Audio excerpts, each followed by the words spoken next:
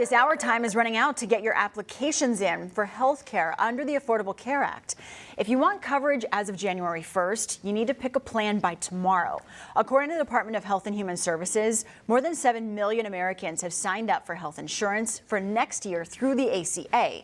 Enrollment for coverage starting later in the new year is open until January 15th. So a lot to unpack here.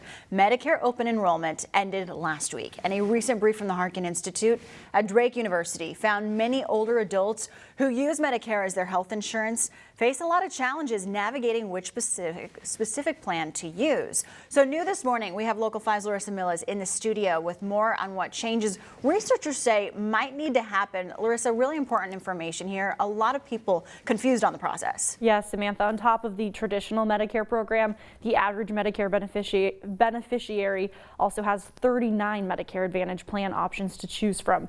Researchers at the Harkin Institute say that many options can be overwhelming and lead to people choosing plans that might not be the best fit for them.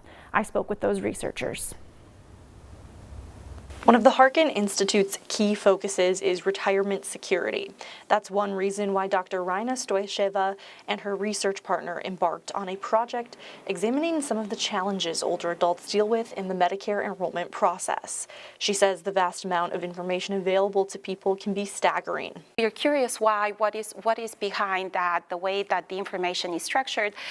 It seems like if it's especially booklets and stuff that you have to read through, that would be also very overwhelming. If it's many pages of, plan descriptions, that would be also overwhelming. Because of that overwhelming information, Stoycheva says oftentimes people will rely on their friends and family, which isn't necessarily the best choice. And so what works for your friends and family in most instances probably is not going to work for you.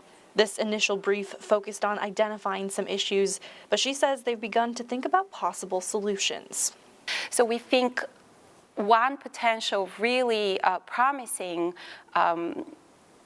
alternative in the future is to use AI, to use technology in a way that customizes and tailors what is presented to people, and not just pages and pages of different plan information that then they have to synthesize.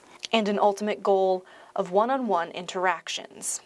I think overall the goal should be to develop a system that assists retirees in making their decisions as much one-on-one customized as it can be done. Stoycheva says one of the best things people in Iowa can do to navigate this process is work with a counselor at the State Health Insurance Assistance Program. Samantha. Larissa, thank you. As the